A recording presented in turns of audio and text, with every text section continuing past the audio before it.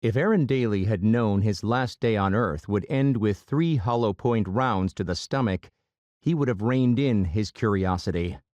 But his scientific mind could hardly be squelched, and it was what led him to revisiting a meadow west of his hometown. Aaron had to confirm his suspicions that the Wayland Corporation's agricultural research facility was propagating a particular type of beetle in their 80-acre grain fields. But why? It just doesn't make sense. It's not even possible for the beetle to survive outside its native habitat.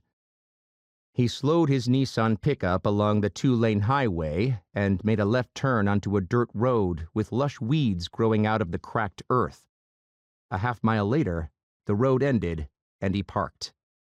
Aaron checked his iPhone one last time to see if his sister had answered this morning's text, but there was no response.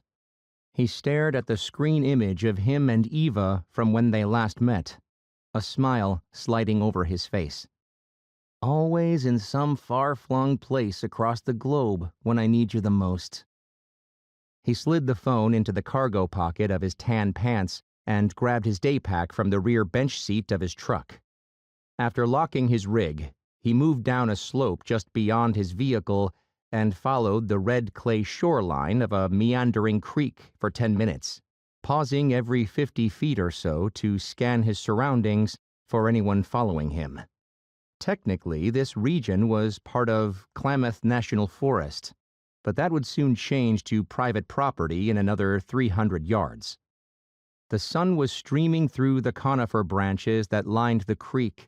He marveled at the old leviathans which had escaped the lumbermen's saws 100 years earlier when Northern California forests were being harvested for their redwoods, cedars, and pines. A few minutes later, he climbed out of the creek bed and moved through the knee-high bushes for 30 feet before stopping at a transition zone where the forest ended and a large meadow began. He gazed at the undulating waves of wheat blowing softly in the wind beyond the 12-foot-high barbed wire fence just a stone's throw away. The agro site extended over much of the southern ridge of Wayland's 80-acre property, and this particular patch of cereal crops was nearing harvest time. He waited and watched, forcing himself to be patient, continually scanning the nearest perimeter camera until it rotated in the other direction. Then he made his move. Aaron darted for the corner fence post on his right, squatting down directly below the camera, which was panned up.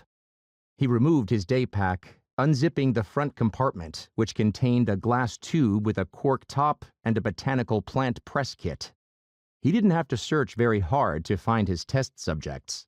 The stalks of wheat pressing against and through the chain-link fence were rife with pest beetles. Some of them were crawling over other beetles to get a new sprig of food. He bent down a stalk, flicking several of the pea-sized insects into his collection tube, then corked the top.